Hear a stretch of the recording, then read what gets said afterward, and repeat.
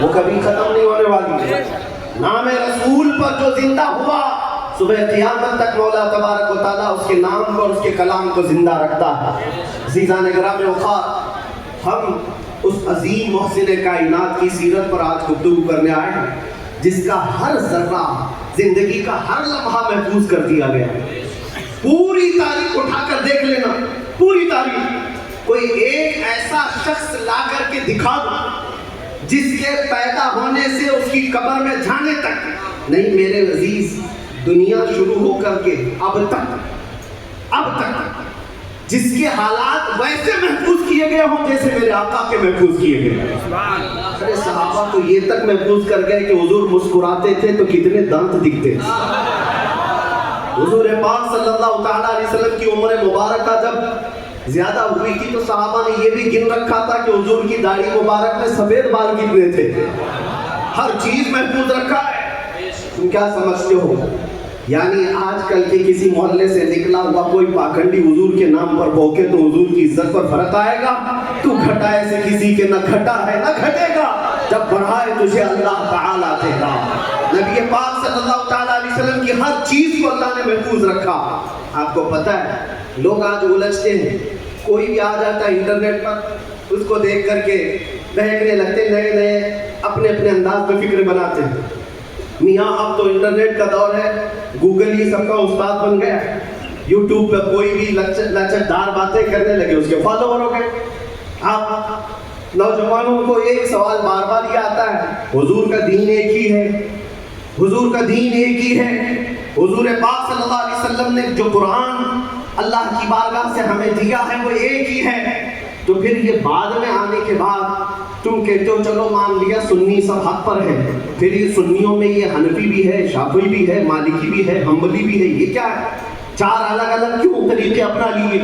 جب تم کہتے ہو سب حق پر ہے تو یہ چار الگ الگ کیوں ہیں؟ حکمت میں آپ کو عرض کرتا ہوں، میرے گفتگو سے تعلق یہ ٹاپک اگرچہ نہ ہو لیکن جو عنوان سے تعلق رکھنے والی بات ہے وہ میں اتنی عرض کر کے جاؤں گا. کسی اور وقت پر اجتہاد کیا ہے، مجتہدین کون ہے، تقلید کیا ہے اور تقلید کیسے ہوتی ہے بات کر لیں گے. اس لیے کہ بہت سارے لوگ آج کل صرف انجینئروں کو سن رہے ہیں، ڈاکٹروں کو سن رہے ہیں، پروفیسر کو سن رہے ہیں. ارے دین کی تبلیغ انجینئر کیا کرے گا؟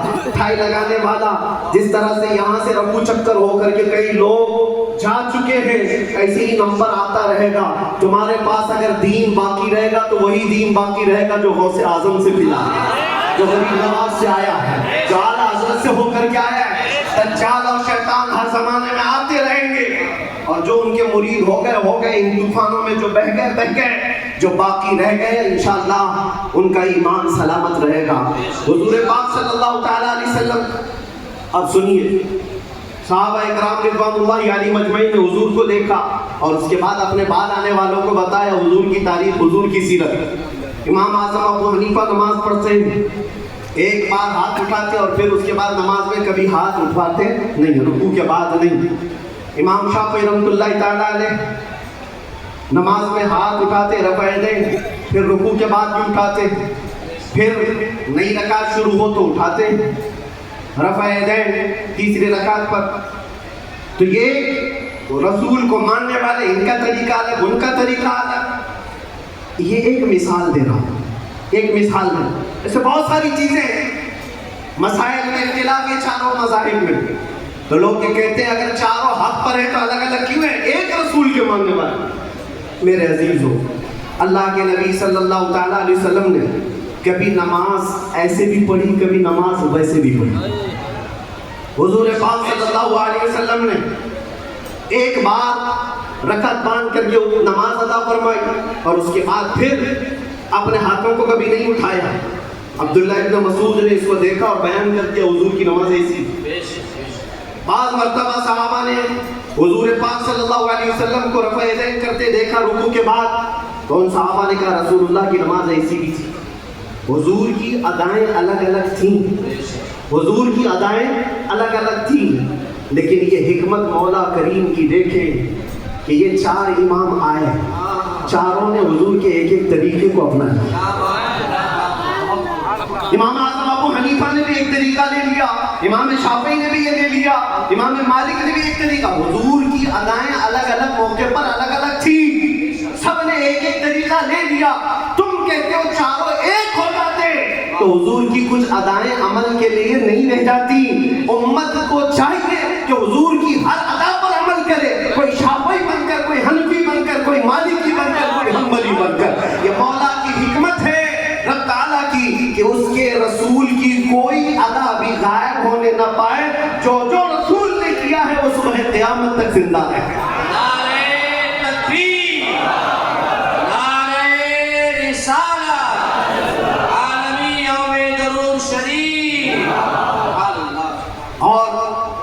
کہتے ہو ایک ایک ادا محفوظ، میرے عزیز و حضور پاک صلی اللہ علیہ وسلم کی زبان سے نکلے ہوئے کلمات بھی محفوظ، ایک حرف بھی آگے پیچھے کیے بغیر صحابہ نے وہ الفاظ محفوظ کیے۔ دنیا میں کسی بھی انسان کے کلمات ویسے محفوظ نہیں ہے جیسے رسول اللہ کے محفوظ ہیں، حضور کے الفاظ جیسے محفوظ ہیں، کسی کے محفوظ نہیں رکھے گئے ہر لفظ۔ حتیٰ کہ ایک صحابی ہیں وہ حدیث بیان کرتے ہیں، اللہ تعالیٰ قیامت کے قریب علم کو اٹھا لے گا، علم کو اٹھا لے گا، کیسے وہ بتاتے ہیں، ایسے اٹھائے گا، اور علماء کے اٹھائے جانے سے ان سے پوچھا کہ آپ ایسا کیوں کر رہے ہیں؟ کہا میں نے رسول اللہ کو بیان کرتے ہوئے ایسا کرتے ہوئے دیکھا تھا، جب حضور نے یہ فرمایا تھا تب حضور نے ایسا اشارہ کیا تھا۔ کوئی صحابی حدیث بیان کر رہے ہیں، مسکرا کر کے بیان کر رہے ہیں، پوچھا کہ کیوں؟ کہا جب رسول اللہ نے یہ جملہ فرمایا تھا تو حضور نے مسکرایا تھا۔ ایک صحابی ہیں روایت بیان کر رہے، حدیث بیان کر رہے، مصافحہ کر کے کہتے ہیں کہ یہ ایسا ایسا حضور نے فرمایا۔ کہا یہ مصافحہ کر کے بیان کیوں کیا؟ کہا اللہ کے نبی نے جب یہ حدیث بیان کی تھی تو مصافحہ کر کے کہا تھا، ادا کے ساتھ الفاظ محفوظ ہیں، کسی کے نہیں۔ اور بھوکنے والوں کو دیکھنا چاہیے ان کا کیا محفوظ ہے۔ ارے تمہارے باپ کے اوپر جاؤ تو ڈیش ڈیش ڈیش، پتہ ہی نہیں کیا خبر ہے۔ بہت لوگوں کو ان کو پوچھو تمہارا دادا کون ہے، ہو سکتا ہے دادا تک تو چلے جائیں پر دادا نہیں معلوم، لا ادری، ہاں لا ادری، اس کے اوپر نہیں پتا، تمہیں تمہاری نسب کا نہیں پتا، اور حضور پاک صلی اللہ علیہ وسلم کے متعلق بات کرتے ہو اور تمہیں پتہ ہے اللہ کے نبی صلی اللہ علیہ وسلم کا نسب باپ سے، دادا سے، پردادا سے، اس کے اوپر سے نہیں۔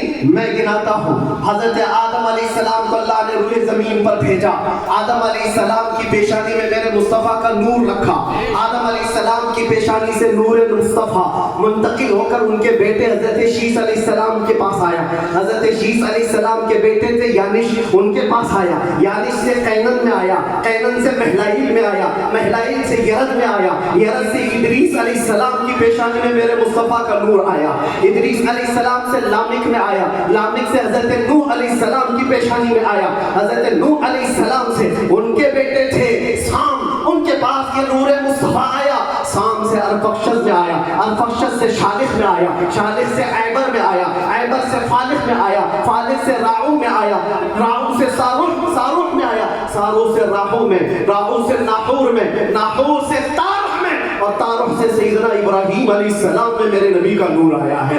یہ میرے آقا کا سفر بتا رہا ہوں، نسب بتا رہا ہوں، ابراہیم علیہ السلام کی پیشانی مبارکہ سے یہ نور منتقل ہوتے ہوئے سیدنا اسماعیل علیہ السلام کے پاس آیا، ان کے بیٹے تھے نابت، نابت سے یشجب میں آیا، یشجب سے یارب میں، یارب سے تیرح میں، تیرح سے مقوم میں، مقوم سے عدد میں، عدد سے عدنان میں، عدنان سے معد میں، معد سے نزار میں، نزار سے مدر میں، مدر سے الیاس میں، الیاس سے مدرکہ میں، مدرکہ سے خزیمہ میں، خزیمہ سے کنانہ میں، کنانہ سے نظر میں، نظر سے مالک میں، مالک سے فہر میں، فہر سے غالب میں، غالب سے لؤی میں، لؤی سے کعب میں، کعب سے مرہ میں، مرہ سے کلاب میں، کلاب سے قصی میں آیا، قصی سے عبد مناف میں آیا، عبد مناف سے سیدنا ہاشم میں آیا، سیدنا ہاشم سے سیدنا عبد المطلب میں آیا، سیدنا عبد المطلب سے سیدنا عبداللہ میں آیا، سیدنا عبداللہ سے بی بی آمنہ کے پیٹ میں آیا، اور 12 ربیع الاول 20 اپریل کو اس دنیا میں وجود پذیر ہوا۔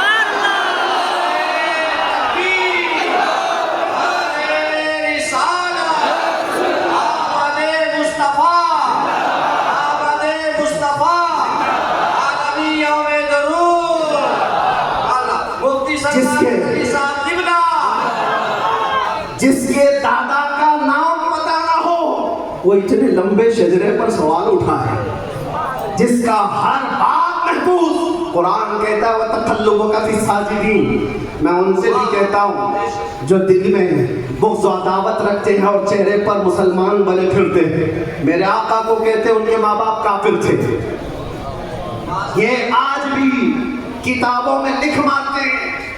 इनको हुज़ूर पाक सल्लल्लाहु अलैहि वसल्लम के वालिदैन पर भी सवाल है।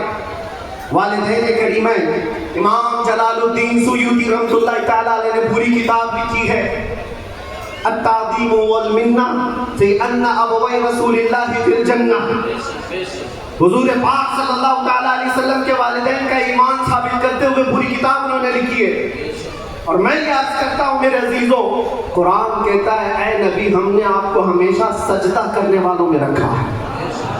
वतक़ल्लुबका फ़िस्साजिदीन, सजदा करने वालों ने आपको मुंतकिल किया है। और अल्लाह के नबी सल्लल्लाहु अलैहि वसल्लम फरमाते हैं इन्नल्लाह खलक़ल खल्क़ फजअलनी मिन खैरिहिम। अल्लाह ने पूरी मखलूक को पैदा किया और मखलूक में जो सबसे बेहतर थे अल्लाह ने उसमें मुझे पैदा किया। जो सबसे बेहतरीन खानदान था उसमें हुजूर को पैदा किया। जो सबसे बेहतरीन घर था हुजूर को उसमें पैदा किया। रसूल पाक सल्लल्लाहु तआला अलैहि वसल्लम के नसब के सिलसिले में मेरे अजीजों यहाँ बहुत तवील गुफ्तगू करना नहीं है। आज मौलूद मुस्तफ़ा है इसलिए शजरे मुस्तफ़ा में न्याज़ किया। और मेरा ये विजदान है हुजूर के आबा व अजदाद आदम अलैहिस्सलाम तक ये जो मैंने बयान किया इब्राहीम अलैहिस्सलाम से लेकर के ऊपर तक बल्कि अदनान से ऊपर तक उनमें अगरचे रिवायात में इख्तिलाफ है लेकिन मैंने जो सही सीरत मुस्तफ़ा की किताब सीरत इब्न हिशाम में मौजूद वो शजरा आपके सामने रखा। शजरे और भी बहुत हो सकते थे, मैंने आपके सामने बरकत के लिए रखा। और ये मेरा गुमान है कि इन नामों में अल्लाह इतनी बरकत अता फरमाता है कि साल भर तक अल्लाह हमें बलाओं से महफूज भी फरमाता है। अज़ीज़ान गिरामी, नूर मुस्तफ़ा सल्लल्लाहु तआला अलैहि वसल्लम के इस दुनिया में आने से पहले के जो हालात थे वो सबको पता है। हर रबीउल अव्वल शरीफ पे आप सुनते भी हैं 1000 साल तक जो आतिश कदा चल रहा था ईरान में जिसको बुझने की नहीं दिया जाता था, पुजारी 1 मिनट भी बुझने नहीं देते थे। हुजूर की विलादत के दिन वो अचानक आग कदा बुझ गया, वो आतिश कदा बुझ गया। सब हैरान थे कि अचानक हुआ क्या है। और बुहैरा सावा समावा 2 नदियां हैं जिनके मुतालिक आ गए। एक नदी ऐसी है कि जो कभी नहीं सूखी वो सूख गई एक ही दिन में। एक नदी ऐसी कि जो कभी पानी उसमें आया ही नहीं था, सूखी रहती, वो अचानक भर गई। और किसरा बादशाह के महल में जलजला आ गया था। फारस का बादशाह जिसके महल में जलजला आया और दीवार फट गई और उसके कंगोरे गिर गए। उसने सारे नजूमियों को बुलाया और पूछा मेरा किला इतना महफूज कि 1 लाख लोग मिलकर उसे तोड़ ना सके, हमने इस तरह से उसको मजबूत बनाया था, हुआ क्या है? मेरे किले के अंदर ये जलजला कैसे और ये दीवार कैसे? नजूमियों ने हिसाब किताब किया और उसके बाद बादशाह से कहा आई नई हुकूमत सिक्का नया चलेगा। ये जवाब दिया होगा उन्होंने, आई नई हुकूमत। आज अरब में एक बच्चा पैदा हुआ है जो कुफ्र और शिर्क की ज़ुल्मतों को दूर करके नूर का उजाला लाने वाला है, नूर वहदत का उजाला लाने वाला है। और फिर उन्होंने यही कहा होगा आई नई हुकूमत सिक्का नया चलेगा, अपने रंग बदला सुबह शबे विलादत। और उस ज़लज़ले पर बात याद आई, मैं आपको बताता हूँ। फारस में ये किला था बहुत बड़ा और बादशाह किसरा वो बैठा है और ज़लज़ला आया, दीवार शक हो गई। ज़लज़ला किस दिन आया? हुजूर की विलादत पर। आज भी कई लोगों के दिलों में भी ज़लज़ला आता है, ज़लज़ला आता है। जब हुजूर की विलादत का जिक्र करे हिलने लग जाते वो, ज़लज़ला आता है। लेकिन तुम्हारे दिल के अंदर ज़लज़ला आने से हमें कोई फर्क नहीं पड़ता, कोई फर्क नहीं पड़ता। इसी ज़लज़ले को आला हज़रत ने क्या फरमाया जानते हो? हश्र तक डालेंगे हम पैदाइश मौला की धूम, मिस्र फारस नज्द के किले गिराते जाएंगे, मिस्र फारस नज्द के किले गिराते जाएंगे। या रसूल अल्लाह जिंदाबाद।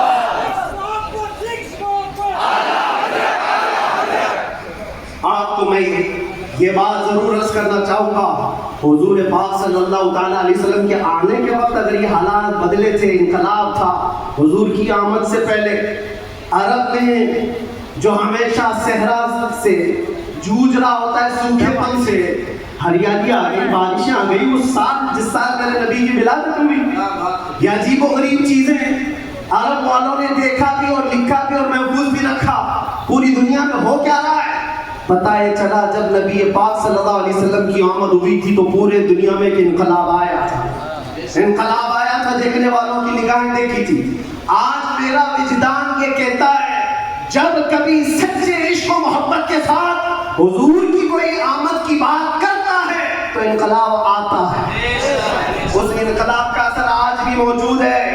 انقلاب آتا ہے، کسی کے چولہے ہلتے ہیں، کسی کے در و دیوار ہلتے ہیں، کسی کے اندر نخوت کی آگ بھڑکتی ہے اور کوئی کسی کو کچھ بھی آنکھ دکھاتا ہے۔ یہ سب ہو چکا ہے حضور کی آمد سے پہلے، اور جب حضور پاک صلی اللہ علیہ وسلم تشریف لائے اس کے بعد کے حالات بھی آپ کو پتہ ہے۔ مختصر انداز میں چونکہ ہر سنی مسلمان کو یہ ضروری ہے کہ وہ اپنے نبی کی سیرت پڑھے، بلکہ ہر مسلمان، کیوں اس رسول کو نہیں پڑھا تو پھر کس کو پڑھے؟ کس کو پڑھے بھائی؟ مجرا کرنے والے نچنیوں کے بارے میں تم پڑھتے رہو گے، ان کا بایو ڈاٹا کیا ہے؟ جو جہنم کا راستہ دکھاتے ہو ان کے متعلق تم پڑھتے رہو گے؟ نہیں، تمہارا شوق، تمہاری جستجو یہ ہو کہ میرے مصطفیٰ کریم صلی اللہ علیہ وسلم کی ہر ادا کو میں پڑھ لوں، حضور کی زندگی پاک کو پڑھ لوں۔ اللہ کے نبی صلی اللہ تعالیٰ علیہ وسلم تشریف لائے، حالات زمانہ بہت الگ تھے، اور روایتیں تو یہ بتاتی ہیں پورے مکہ میں اس سال صرف اور صرف جتنے گھروں میں بچے ہوئے سب لڑکے ہی پیدا ہوئے تھے، سب پیدا ہوئے جو تھے وہ لڑکے تھے۔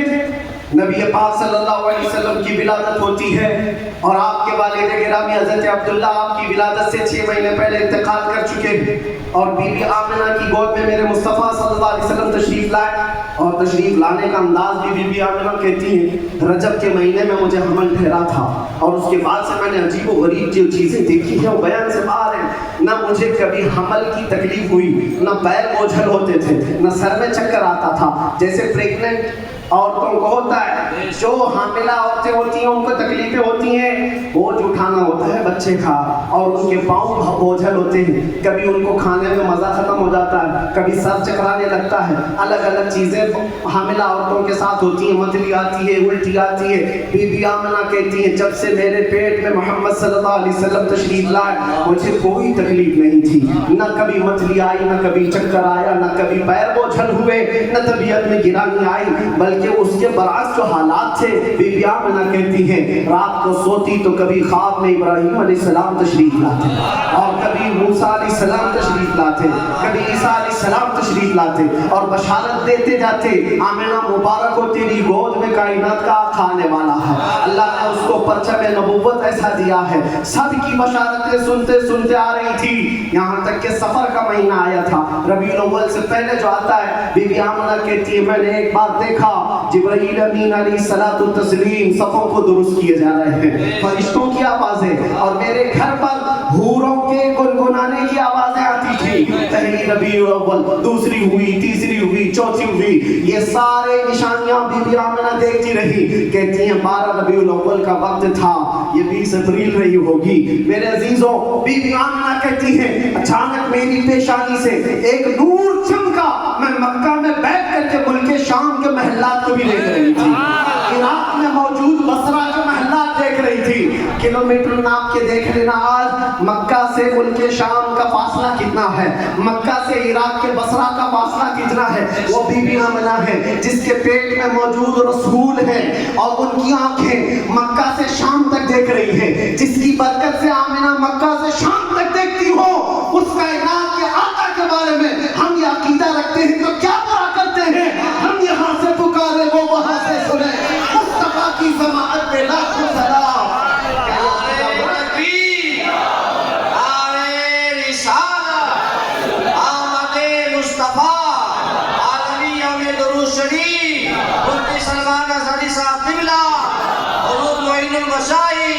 حضور اسیر مفتی اعظم ہند جس طرف اٹھ گئی دم میں دم آ گیا اس نگاہ عنایت پہ.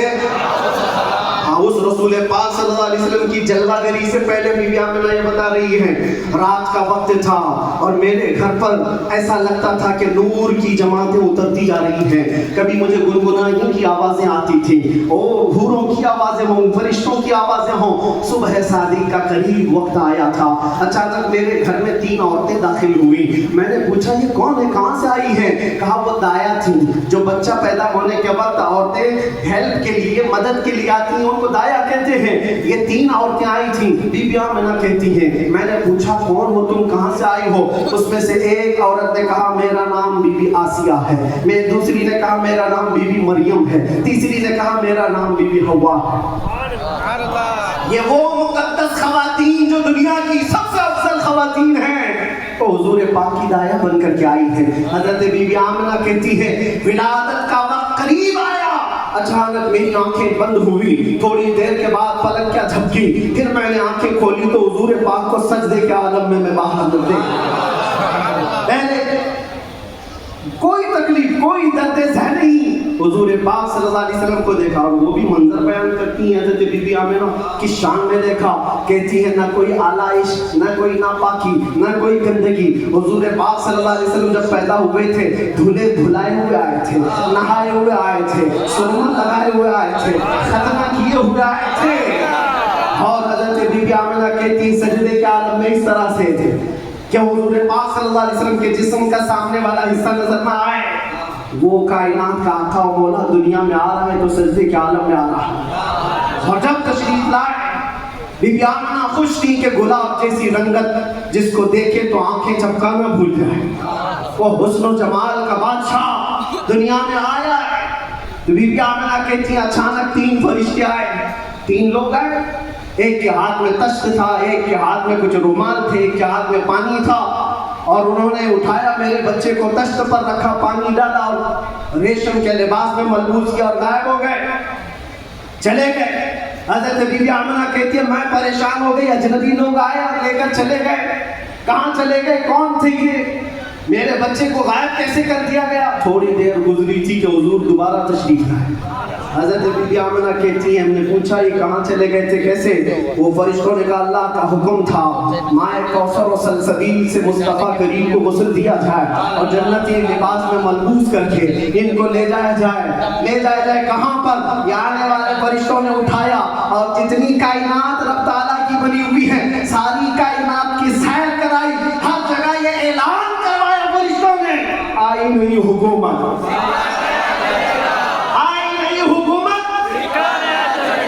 اس کے بعد سارے فرشتوں میں اعلان, ملائے اعلیٰ میں اعلان, سارے جنات میں, حیوانات میں, ہر دنیا میں یہ اعلان کر دیا گیا کہ حضور تشریف لا چکے ہیں. کیوں اعلان کر دیا گیا؟ اس لیے کہ وہ ہر عالم کی رحمت ہیں. کسی عالم میں رہ جاتے وہ ہر عالم کی رحمت ہے, کسی عالم میں رہ جاتے یہ ان کی مہربانی ہے کہ یہ عالم پسند آئے.